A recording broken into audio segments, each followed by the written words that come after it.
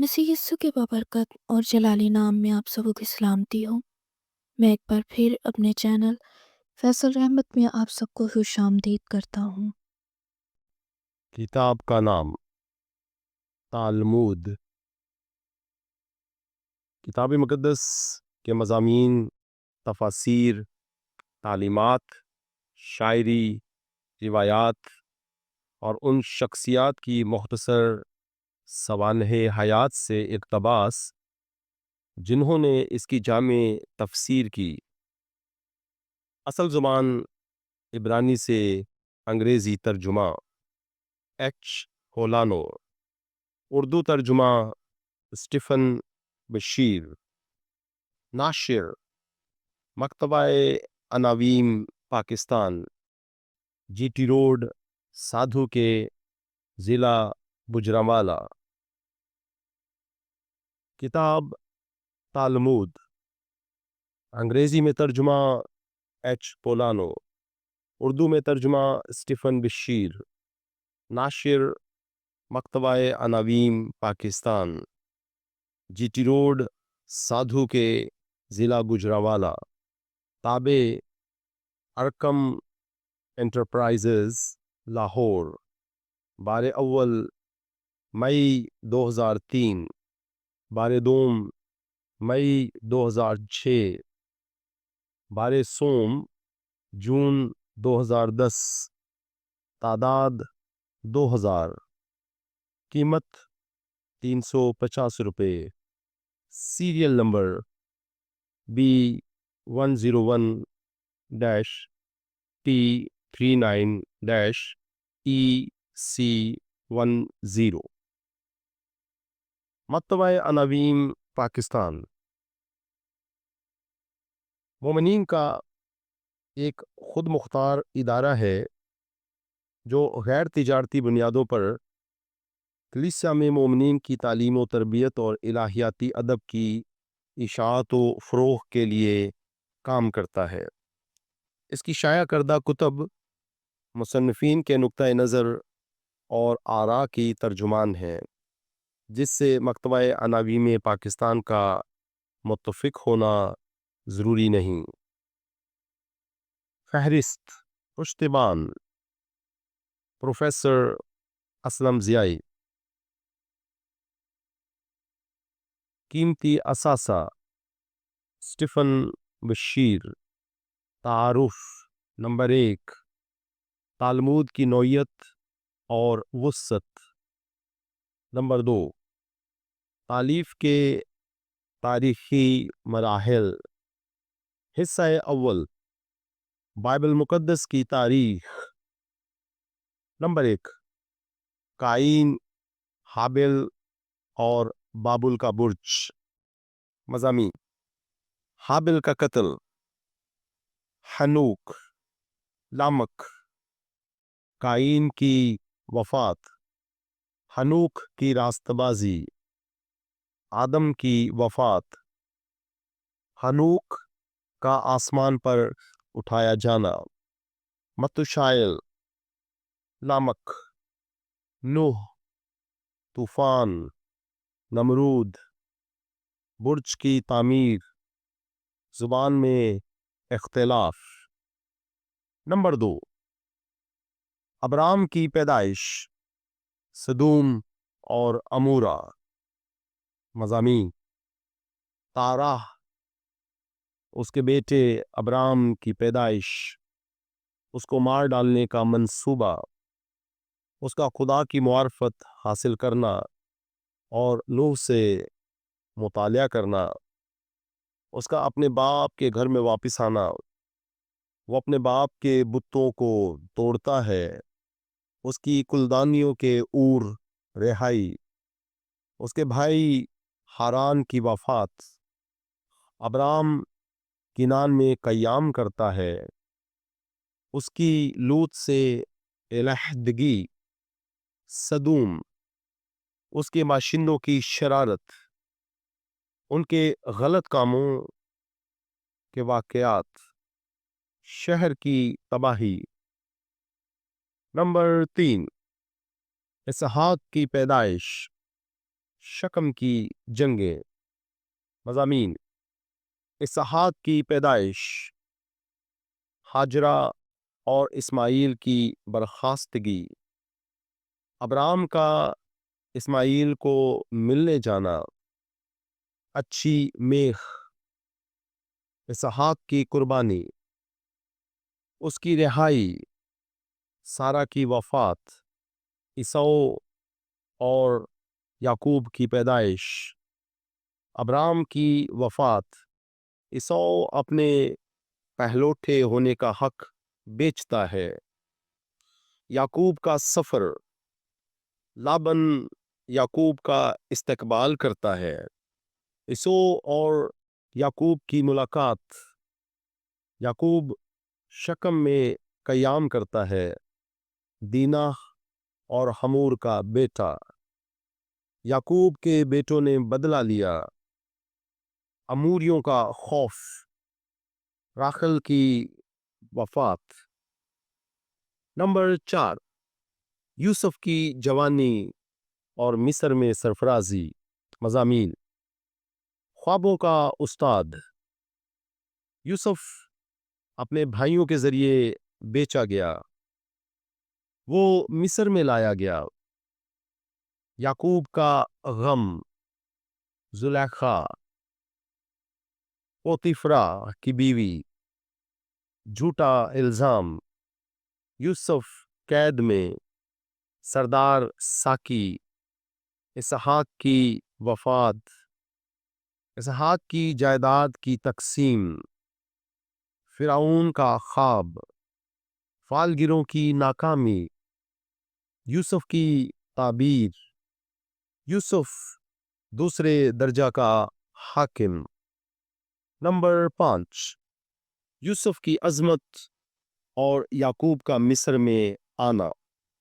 مضامین: یوسف کی شادی، قحط، یوسف کے بھائیوں کا مصر کی طرف سفر، یوسف کے سامنے لائے گئے بوروں میں نقدی،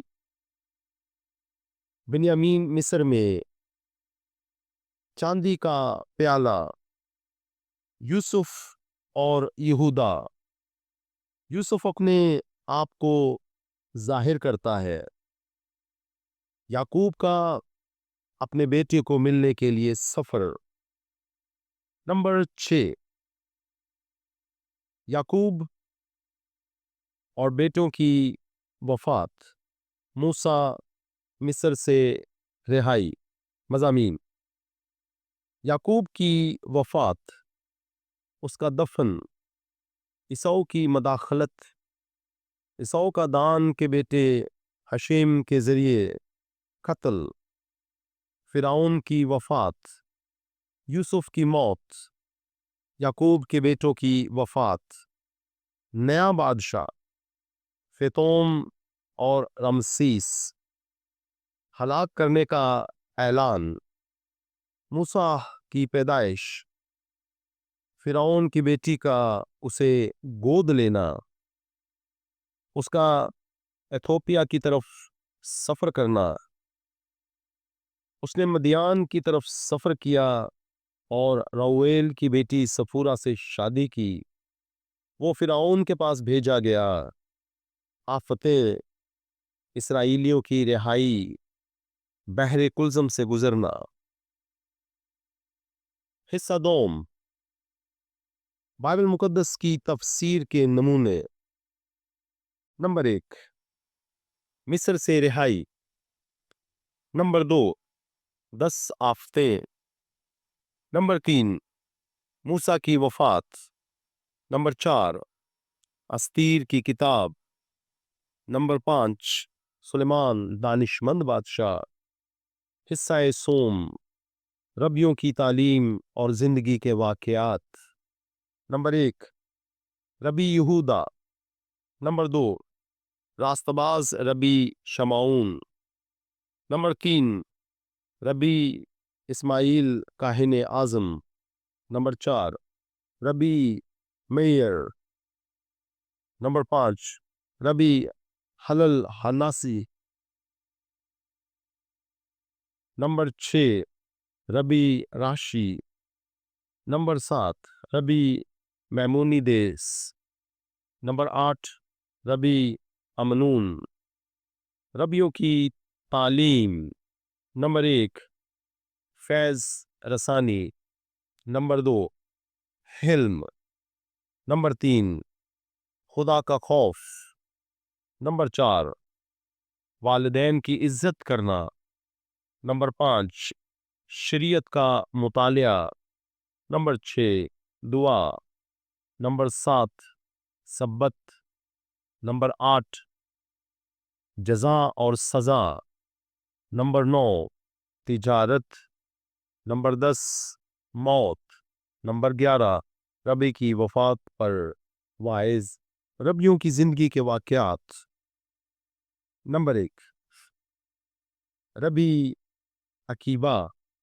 नंबर 2 रबी अलीशा बिन अबोया। नंबर 3 रबी शमाउन। नंबर 4 रबी यहूदा। रूह और बदन दोनों खुदा के सामने जवाब दे है।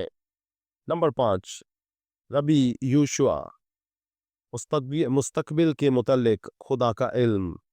नंबर 6 रबी गैमलिएल। असली के बदले बीवी। नंबर 7 रबी यूशुआ। औरत क्यों आदमी की पसली से बनी। नंबर 8 रबी शमौन बिन युकाई। मन रोज क्यों गिरता था। नंबर 9 रबी अलियाजर जिंदगी का रास्ता। नंबर 10 रबी योहानन चोर और डाकू। नंबर 11 रबी निकमान रबी यित्काह की बरकत।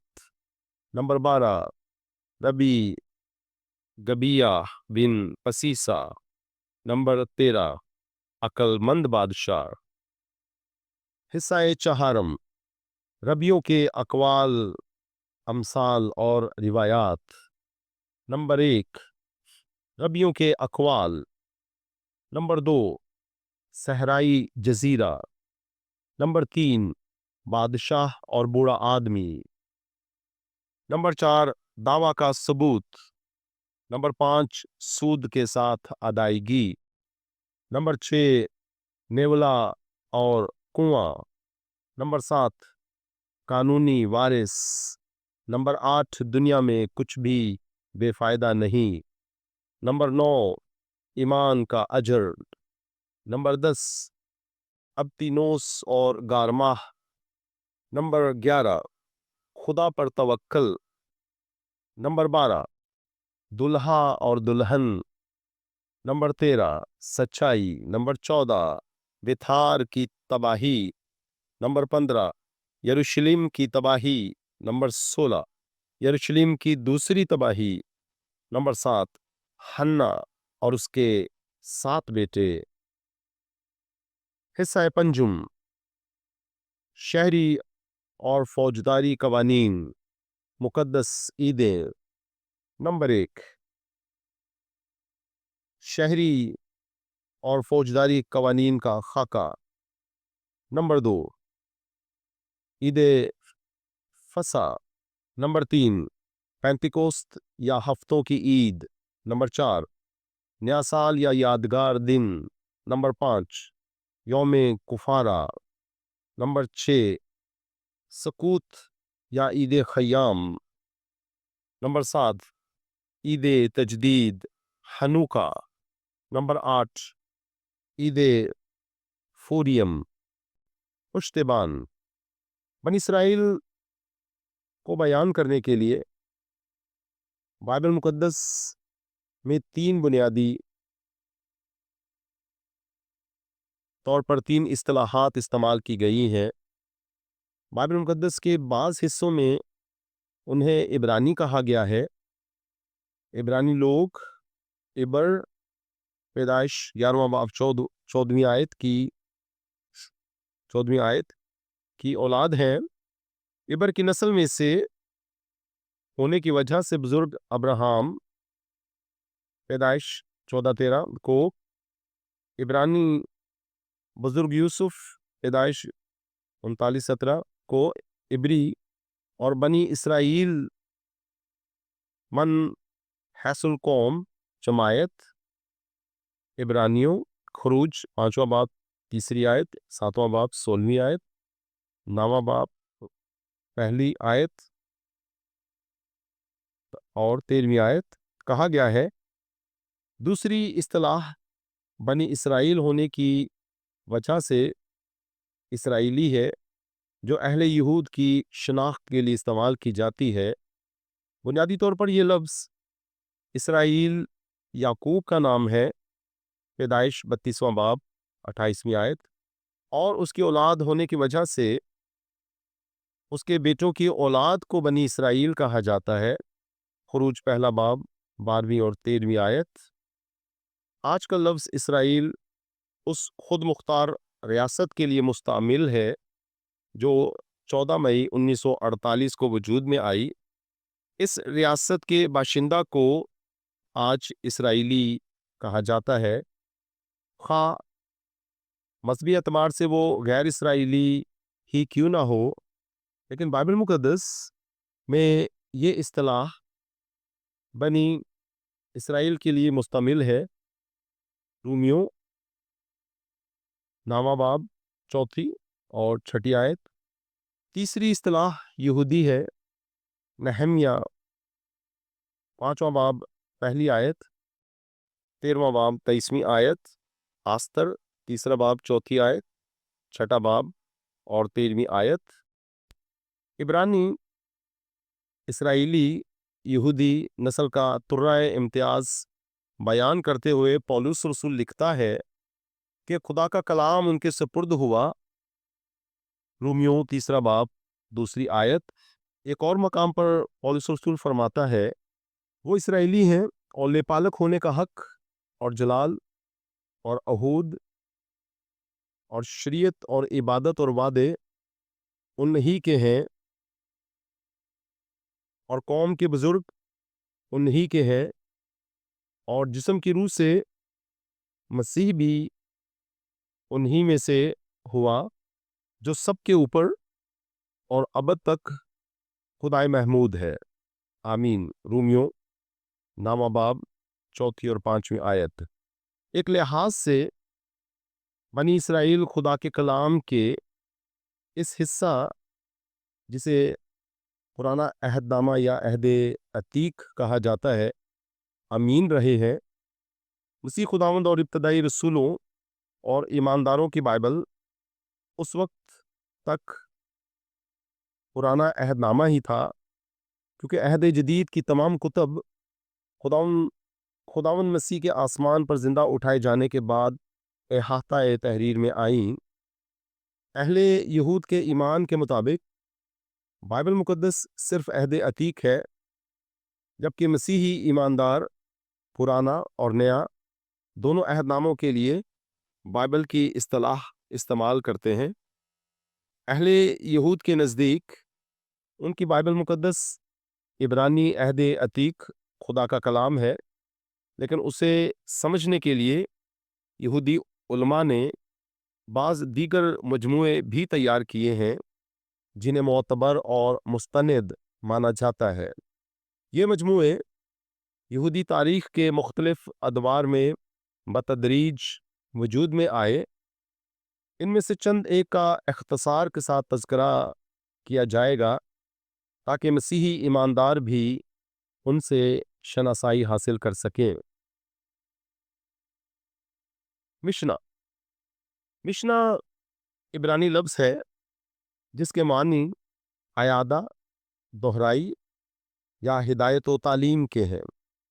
मिशना इब्तदाई रबियों का कानूनी शरई ज़ाब्ता है, जिसकी तदवीन का सेहरा 2री सदी ईस्वी के यहूदा हांसी के सर है। मिशना को 6 हिस्सों में तकसीम किया गया है। ज़ेरीम बीज या तुहम, इसका वास्ता ज़राअत से है। नंबर 2, मौइद मुकर्ररा ईदें। इस हिस्सा में इबादत और ईदों से मुतल्लिक कवानीन है।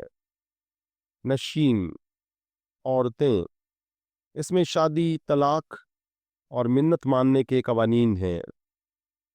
नज़कीन नुकसानात, इसमें दीवानी और फौजदारी नौयत के जराइम से मुतल्लिक कवानीन शामिल है। नंबर 5, कदाशीन पाक चीज़ें। इस हिस्सा में जानवरों को शरा के मुताबिक ज़िबा करने, जानवरों की कुर्बानी कुर्बानी पाक जानवरों की कुर्बानी चढ़ाने और चीज़ों की तकदीस करने से मुतल्लिक कवानीन पाए जाते हैं। नंबर 6, तहूरत पाकीज़गियाँ। आखिरी हिस्सा में शरई तहारत से मुतल्लिक ज़वाबित मौजूद हैं। एक लिहाज से ये पुराना अहदनामा की तफसीर करने का अमल और तरीका था। पुराने अहदनामा के बाद यहूदियों के नज़दीक सबसे मुस्तनिद और मोतबर सनद मिशना ही है। गेमारा, बुनियादी तौर पर गेमारा भी इब्रानी लफ्ज़ है जिसके मानी इल्म, इरफान, सीखना वगैरह के हैं। गिमारा बुनियादी तौर पर मिशना की तफसीर है, इसलिए बाज़ आलिम गेमारा के लफ्ज़ी मायनी तकमील या अतमाम बयान करते हैं। इसमें मिशना के ज़्यादातर हिस्सों की तोसी मौजूद है। इसमें यहूदी तारीख़ और उस ज़माना के रस्म व रिवाज से मुतल्लिक मालूमात भी दस्तयाब हैं। गिमारा बाइबल और फ़लस्तीन में अलग अलग यहूदी उलमा और रबियों ने तरतीब दिया। ये काम तीसरी और चौथी सदी ईस्वी में, जबकि बाज़ उलमा के मुताबिक तीसरी और छठी सदी ईस्वी के दरमियानी हिस्सा में वजूद में आया। रिवायती तौर पर अहले यहूद ईमान रखते हैं कि खुदा ने कोहे सीना पर बुजुर्ग मूसा को लिखी हुई शरीयत दी। तहरीरी अहकाम के साथ साथ खुदा ने मूसा को गैर तहरीरी अहकाम भी दिए। ये गैर तहरीरी शरीयत सीना ब सीना और पुश्त दर पुश्त मुंतकिल होती रही। बाज़ यहूदी उलमा का मौक़िफ़ ये है कि गैर तहरीरी शरीयत और अहकाम मूसा के ज़माना से ताल्लुक़ नहीं रखते, बल्कि ये अज़रा फ़की और काहिन के ज़माना के बाद अमल में आने वाला ज़ुबानी मजमुआ है। अज़रा के बाद इबादत खानों में शरा के आलिम अहद अतीक से मुतल्लिक फ़हमो फ़रासत के ख़जाने समझे जाते थे। वो अपने अज़हान में जहाँ तक मुमकिन था कलाम से मुतल्लिक तफासीर और आरा को महफूज रखते थे, लेकिन फिर महसूस किया गया कि बेहतरीन से बेहतरीन इंसानी जहन भी दस्तयाब ज़बानी मवाद याद नहीं रख सकता। यहूदी आलमों ने ज़रूरी समझा कि गुज़री पुश्तों के इल्म, फ़हम व फ़रासत और कलाम पाक से मुतल्लिक उनके तमाम नज़रियात को यकजा किया जाए, ताकि आने वाली पुश्तें उनसे हिदायत, रहनुमाई हासिल कर सकें। मलाकी के बाद इसराइल में कोई मुस्तनिद नबी बर्पा ना हुआ। 4 सदियों के बाद यूहन्ना इस्तबागी ने इस सुकूत को तोड़ा। मलाकी के बाद के ज़माना में एक तरफ तो मुस्तनिद नबूवत का फुकदान था और दूसरी तरफ अहले यहूद की ज़िंदगी में बैरूनी दुनिया के साथ सियासी, मुआशी और समाजी ताल्लुकात के सिलसिला में नई नई सिमतें उभर कर सामने आ रही थीं। बनी इसराइल की ज़िंदगी में ज़रूरत महसूस की जा रही थी कि इस शरीयत की खुशनुदी और बजाआवरी के लिए जो शरीयत पैदाइश से इस्तिस्ना की 5 कुतब यानी अस्फार खमसा में मौजूद है, मज़ीद تشریح اور توضیح درکار ہے۔ خاص طور پر یہ ضرورت ان لوگوں نے محسوس کی جو بابل کی اسیری سے واپس آ کر یروشلم میں آباد ہوئے تھے۔ ابتدائی طور پر یہ احکام غیر تحریری آزاد تشریح کے ذریعے سکھائے جاتے تھے جو بائبل مقدس کے کسی متن یا عبارت پر مبنی ہوتی تھی۔ احکام سکھانے کے اس طریقہ کو اصطلاحی طور پر مدراش کہتے تھے۔ لفظ مدراش عبرانی دراش سے ماخوذ ہے جس کے معنی معلوم کرنا یا مطالعہ کرنا کے ہیں۔ اس طرح مدراش کا مطلب ہے تشریح، تفسیر وغیرہ کرنا۔ مدراش کو دو ذیلی حصوں میں تقسیم کیا جاتا ہے۔ اگر عہد عتیق کا کوئی ایسا متن یا عبارت زیر غور ہو جس کی نوعیت قانونی یا شرعی ہوتی تو اس کے بارے میں تعلیم دینے، تشریح یا تفسیر کرنے کے عمل کو مدراش حلاقہ کہا جاتا۔ عبرانی لفظ حلاقہ کے معنی ہیں وہ جس کے مطابق انسان چلے، یعنی چلنا وغیرہ۔ اگر پرانا عہد نامہ کوئی ایسا متن یا عبارت زیر غور ہو جس کا واسطہ روحانی زندگی سے ہو اور قانونی تشریح سے نہ ہو، اسے مدراش حاگادہ کہتے تھے۔ عبرانی لفظ حاگادہ کے معنی بیان یا کہانی وغیرہ کے ہیں۔ یہ ایسے متون پاک کی تشریح و تفسیر ہوتی تھی جن کے بارے میں پہلے سے کوئی واضح بات دستیاب نہ ہو۔ مدراش کا عمل نہمیہ 8واں باب 7ویں اور 8ویں آیت میں پایا جاتا ہے، جہاں کلام پاک کی تلاوت ہو رہی تھی اور بعض ذمہ دار لوگ کلام کی باتیں لوگوں کو سمجھاتے جا رہے تھے۔ ازراح کے بعد جو دینی اساتذہ لوگوں کو تعلیم دینے کا فریضہ سر انجام دیتے تھے، انہیں دوسری صدی کافمیم تک سوفریم یعنی کتاب کے لوگ، سفر عبرانی میں کتاب کو کہتے ہیں، یا فقیہ کہا جاتا تھا۔ سوفریم کے بعد جن لوگوں نے کلام کی تدریسی خدمت سر انجام دی انہیں حسدیم یعنی پاک لوگ کہا جاتا تھا۔ حسدیم کے بعد جن لوگوں نے یہ خدمت سنبھالی انہیں 128 قبل مسیح کے لگ بھگ فریسی یعنی الگ کیے ہوئے کہا جاتا تھا۔ سوفریم، حسدیم اور فریسیوں غرض کے ہر گروہ نے مدراش کی تشکیل میں کوئی نہ کوئی حصہ ڈالا۔ یہ غیر تحریری اور زبانی احکامات بڑھتے چلے گئے اور ایک پشت سے دوسری پشت تک سینہ بہ سینہ منتقل ہوتے گئے۔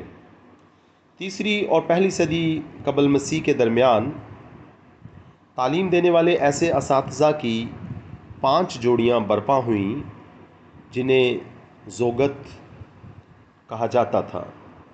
اس اصطلاح کے معنی جوڑا یا جوڑی کے ہیں۔ علماء کے یہ 5 جوڑے: نمبر 1 یوس بن جوزر اور یوس بن یوحنان، صفحہ نمبر 11۔ دوسری جوڑی یشوع بن پراحیا اور اربیلا کا رہنے والا نتی، جوڑی نمبر 3 یہودا بن طبی اور شمعون بن شتیا، جوڑی نمبر 4 سمایا اور اوتالون۔ جوڑی نمبر 5 حلل اور شیمائی۔ مسیحی حلقوں میں زیادہ تر حلل اور شیمائی ہی جانے پہچانے جاتے ہیں۔ زوگت کا اپنا انداز یہ تھا کہ وہ غیر تحریری شریعت یا احکام کو پاک کلام یعنی تحریری پاک کلام کی تائید کے بغیر بھی سکھاتے چلے جاتے تھے۔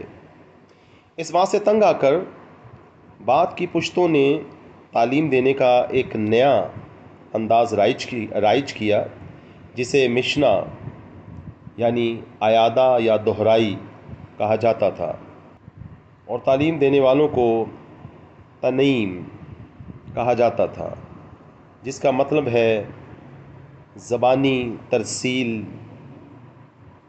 منتقل کرنے والے۔ آنے والی پشتوں میں مدراش اور مشنا شانہ بشانہ ساتھ تھے۔ ربی عقیبہ نے، جس نے 135 سنہ عیسوی میں روم کے ہاتھوں ایذائیں برداشت کرتے کرتے وفات پائی، مشنا کے اسباق اور تعلیمات کو کسی حد تک یکجا کر کے ترتیب دے لیا تھا۔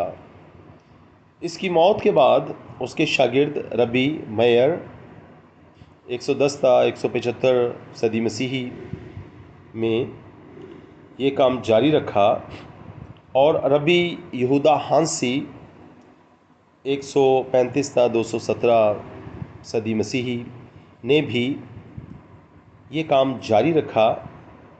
یہودا ہانسی کے بعد جن علماء نے سن 200 سے سن 500 صدی مسیحی کے درمیان کام جاری رکھا، انہیں اموریم یعنی بولنے والے، کلام کرنے والے وغیرہ کہا جاتا تھا۔ اس طرح ہم دیکھ سکتے ہیں کہ یہ غیر تحریری شریعت یا احکام مشنا اور گیمارا کی مرحلہ وار ترقی میں سے گزرے ہیں۔ مشنا اور گیمارا کے امتزاج کو تالمود کہا جاتا ہے۔ اس طرح عہد عتیق کے بعد تالمود اہل یہود کے نزدیک سب سے زیادہ مستند اور معتبر یہودی ادب ہے۔ تالمود کی اقسام اور اہمیت۔ تالمود کی 2 اقسام ہیں۔ ایک تالمود کو فلسطینی تالمود یا یروشلمی تالمود کہا جاتا ہے۔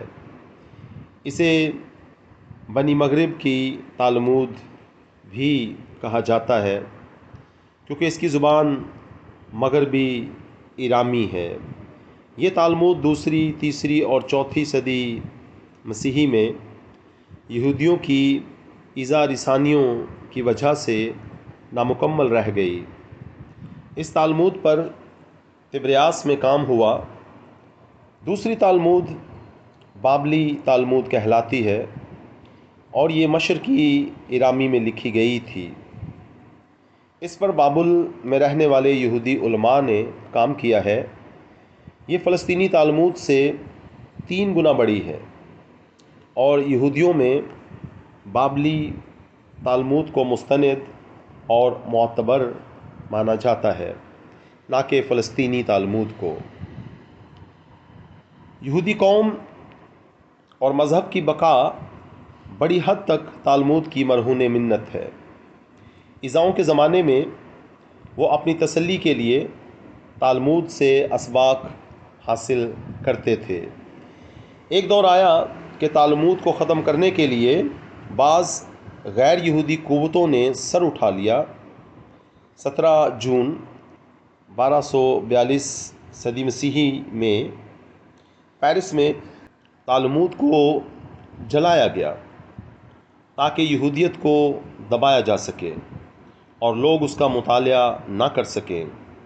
9 ستمبر 1533 صدی مسیحی میں ربیوں کے بہت سے متون روم میں جلائے گئے۔ 1757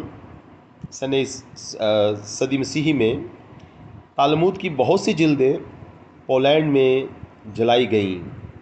بابلی تالمود کے بعض حصوں کو مسیحیت کے خلاف سمجھا جاتا تھا، لیکن تالمود کے بعض مختلف زبانوں میں تراجم کی وجہ سے یہودیوں اور یہودیت کے بارے میں بہت سی غلط فہمیاں اب دور ہو گئی ہیں۔ تالمود دنیا بھر میں اسرائیل کی موجودہ ریاست سمیت پھر مقبولیت حاصل کر رہی ہے۔ اسے یہودی مدرسوں میں نصاب کا درجہ حاصل ہے۔ زراعت، یہودی تہواروں، شادی کے قوانین، رفاع عامہ، خیرات اور سماجی انصاف سے متعلق اس سے رہنمائی حاصل کی جاتی ہے۔ مسیحیوں کے نزدیک تالمود اگرچہ وہ مقام نہیں رکھتی جو پرانے عہد نامہ کا ہے، تو بھی اس زیر نظر کتاب میں تالمود کے چند حصوں کا مطالعہ ہمارے لیے مفید ثابت ہو سکتا ہے۔ جب مشنا اور گیمارا تشکیل کے مراحل میں تھے، نئے عہد نامہ کی کتب وجود میں آ رہی تھیں، ہلیل اور مشائی کے مکاتب فکر زوروں پر تھے۔ بزرگوں کی روایت، متی رسول کی انجیل 15واں باب، 2 آیت، 3 اور 6 آیت، مرکس 7واں باب، 3 اور 8 آیت کے چرچے تھے۔ اگر ہم عہد جدید کے پس منظر کو سمجھنے کے لیے یہودی ادب سے جو اس وقت تشکیل پا رہا تھا شناسائی حاصل کریں، تو یہ عہد جدید کی تفسیر و تشریح کے لیے سود مند ثابت ہو سکتا ہے۔ جہاں تک میری یادداشت کا تعلق ہے، اردو زبان میں تالمود کا کوئی حصہ موجود نہیں، اگر ہے تو وہ میرے علم میں نہیں۔ علم دوست حلقوں کو اس تالمودی ادب کو ذوق و شوق سے پڑھنا چاہیے جو اب ہماری اپنی زبان میں دستیاب ہے۔